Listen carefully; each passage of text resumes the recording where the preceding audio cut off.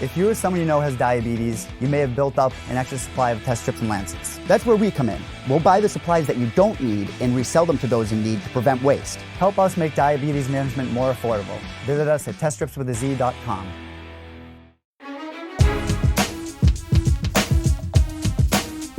All right, back on the show is now one of the newest members of the UFC roster. Picked up a second-round submission win 6 nights ago in Las Vegas over Shanna Young on Dana White's Contender Series and earned a UFC contract to boot. Welcome to the UFC, Sarah Too Sweet Alpar. How are you? Hi, I'm good. I'm really good. I bet you are. Congratulations on everything, and it's rare that you speak to a fighter heading into a fight, you upload the interview, you put it in article form, and then you watch the fight play out, and you see that the fighter did pretty much everything they said they were going to do. Like, you did that from showing your heart and your determination, your toughness, from letting people know who you are as a fighter, to even saying that you were going to Disney World. You did all of those things. Do you feel like everything went as you drew it up for the most part?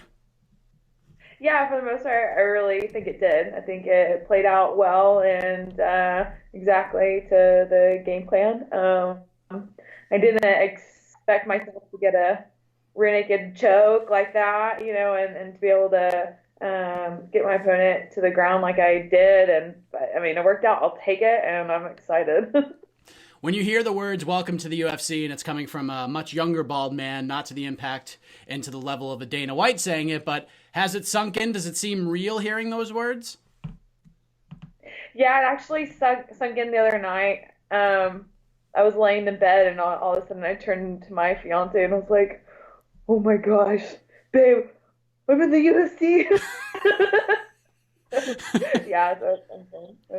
Was it a feeling of excitement, happiness, a little bit of nerves attached to it? What was that feeling like? It was a whole bunch of feelings, just everything at once. Yeah, a little bit of nervousness, a lot of excitement, accomplishment. What else? Straight happiness, just bliss. It was a great performance. Shanna is a big, strong fighter. You were in her face early. You were fighting your fight. She was able to get on top. She probably won that first round, fair to say. But, you've been in some big fights before. This is the biggest opportunity of your career. Did it feel any different in that cage? Like, were there some early butterflies early in that fight? Some different types of nerves going on early? What was that first round like for you? Really in the first round of it played out. I get in the cage and I'm staring at my opponent and we're ready to go. And from that moment on, it's like any other fight. But the moment leading up to it, it was right before walking out that finally I was like, just do what you came here to do. And my coach, Derek Atkins, he reminded me, he's like, number 1, win. Number 2, he said, win impressively. Number 3, have fun. And I was like, okay, I can do this, And I was just like, all right, just play my game and do what we worked on and go from there. But really leading up to it, the nerves were a little higher than other fights. I felt like there was more expectation, more that was set there, that I had to do more than just win kind of, I didn't need to win impressively and to prove that I belong in the UFC and to make that happen. So. You talk about what Derek told you leading into the fight. What was the conversation like with him and your team between the first and second round? What did they say to you, and what were you able to do mentally to turn that fight around and ultimately get the submission in the second? After the first round was over, I knew I messed up whenever I fell off of her from taking her back. And that's something I need to work more on and establish. And I really want to clean up my jiu-jitsu and stand up a lot. So we got done with the first round. I sat in my corner and, he was telling me like, all right, this is what happened. I was like, yeah. Okay. I was trying to get my breath back calm and get ready for the second one. It always seems to take that first round to kind of realize where you are, what you're doing, and get your body like, all right, this is the fight, So second round, I felt a lot more comfortable in there. When the tap happens after you put on the choke, the referee pulls you off. Walk us through what's going through your mind. What were you feeling? Because that was a great finish for you. Oh my gosh. I sent that choke in and I felt her tab and it was just, I don't know, just utter excitement. I was just like, oh my gosh, oh my gosh. I hugged the dog, the cut man afterwards. I was so excited. Everybody I came in contact with was like, oh, we did it, So it was a lot. I was just thrilled. I was so happy. Talking to a lot of the Contender Series winners, those who have earned contracts, one thing that the UFC and their media team does very well heading into these Contender Series fights is they get a little deeper with your stories, like deeper into who the fighter is, how they got to this place. And you discussed being in a very uncomfortable relationship that didn't end well. You've since moved on from that. You're engaged to your fiance, Drew, and now you're in the UFC. So it's been quite the road for you to get to this point. And as all of that madness is going on in your life back then, you're trying to move on, you're trying to make it as a fighter, get to the UFC and really make a run of this thing. Hindsight being what it is, with what this has all led to, would you change anything? Throughout call it my adult life, after 18 and kind of somewhat in high school a little bit too, I don't know. Look at the draw. I don't know what it was. I was just always kind of attracted to these guys that ended up, it wasn't the best relationship for me. It was a little harder. And so I ended up in a few hard relationships, some in between that. It was good. It just didn't work out the way it did. But yeah, it's been quite a journey for me going through that. I think all of it levels down to the self-esteem that I had and knowing what I should have put up with and what I should have stopped in the very beginning of it. So, it all comes down to me and finding that confidence and that woman in me that I needed to be.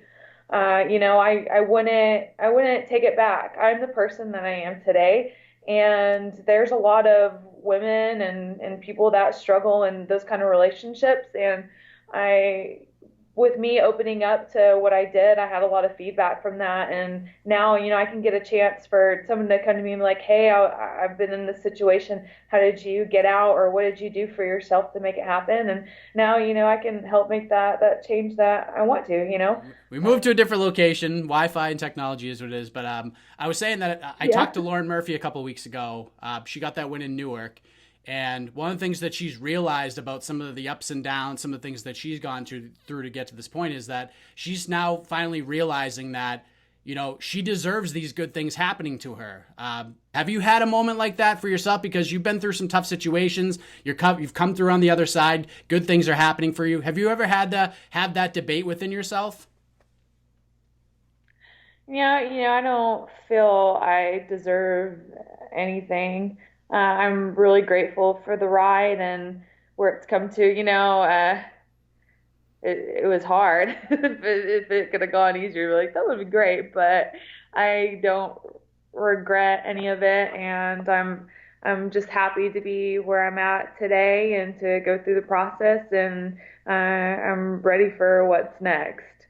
For those who didn't see it, you put out this awesome post on social media the day after you got the contract, and you were talking about people making remarks about your body and how you wanted to be the it girl and get extra likes on social media, and how you learned along the way that, it's not about that. It's about the fight. It's about the performance. How difficult was that for you coming through the fight game, hearing the trolls of the MMA Twitterverse and social media world, people giving you crap about your physique, and how freeing is it for you that you can now say to those people, thanks for the helping of haterade, but I'm in the UFC now. Thank you very much. I know. I just want to tell them and be like, hey, no, no, no, boo boo, stick your head. You do. Like, just to hear. It's so crazy because,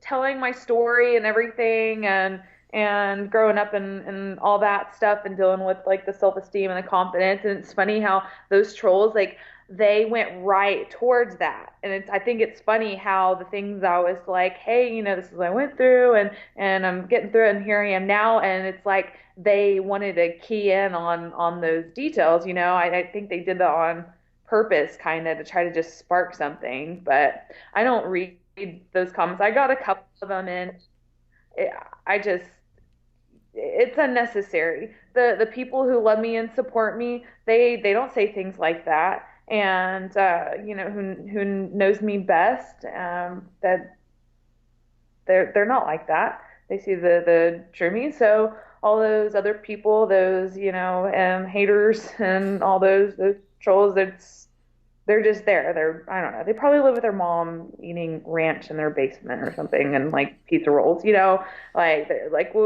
they have nothing better to do in their lives than to try to bring other people down. So it's not something that I was like, okay, I let it be. I did put that post out there because it was a big thing. Like people look towards the it girl a lot, and that was something that I had struggled with through my career. Like, well, maybe if I looked this way, or if I was like that, then I would get the attention I needed, and instead of just focusing on being a martial artist and being an athlete and doing the best of my capabilities, which it took me like, okay, I had to reevaluate, finally got there, and look where I'm at now.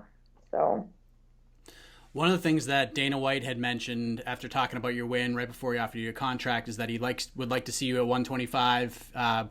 You were nodding and like, okay, sure, whatever you need me to do. And I think 2015 was the last time you fought at that weight. So, is it safe to say you're cool with making that happen in the UFC and competing in the flyweight division? Yeah, it was something I had talked to my coach multiple times about. I do feel like I'm very strong as a 125 pounder. I feel like in the 135 division, I'm a little shorter, and those women, they're just built bigger. You look at them. I mean, look at Amanda Nunes, like just, and she's pretty much that's the 35 division. So I think 25 would be better for me. I feel like I'll be quicker at that division. Now I want to check out and make sure everything's good. It was hard for me to get my weight down. It's like it wants to stick at one spot and hang on for dear life. And I need to reevaluate of what I'm doing, and my strength and conditioning coach. He's working with me really well, Lucius Tyree, and we're trying to figure out like where my eating needs to go, and I probably need to be eating more than what I am, and that happens with a lot of athletes. We don't eat enough. So I need to figure that out. I want to get some tests done and make sure like my body is even and it's doing what it needs to do. So we got some stuff in the works, but I'm happy to take that, and we'll get down. I mean, I'll do it. I'll do what it takes to be successful. Now that the dust has settled here, at least for this last fight, you had a long camp for this one because you were originally supposed to fight, a month or more earlier than you did heading into the fight last week. Do you want to sort of smell the roses for a little bit after that long camp, or do you want to get right back at it, keep this momentum going, and make that UFC debut sooner rather than later? Yeah, I'm ready to get to work. I'm not injured. I feel great. I'm just ready to get all that stuff that I need to taken care of and get right back into it, and show them what I have, and to continue to grow and make a name for myself in the UFC.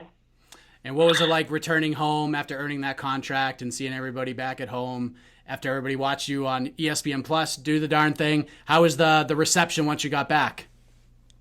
It was awesome. I mean, it was really cool. I have so many people that love me and who support me, and they were there the whole time through it. So, I think either win or lose, when I got back, it would have still been the same. But yeah, it's exciting.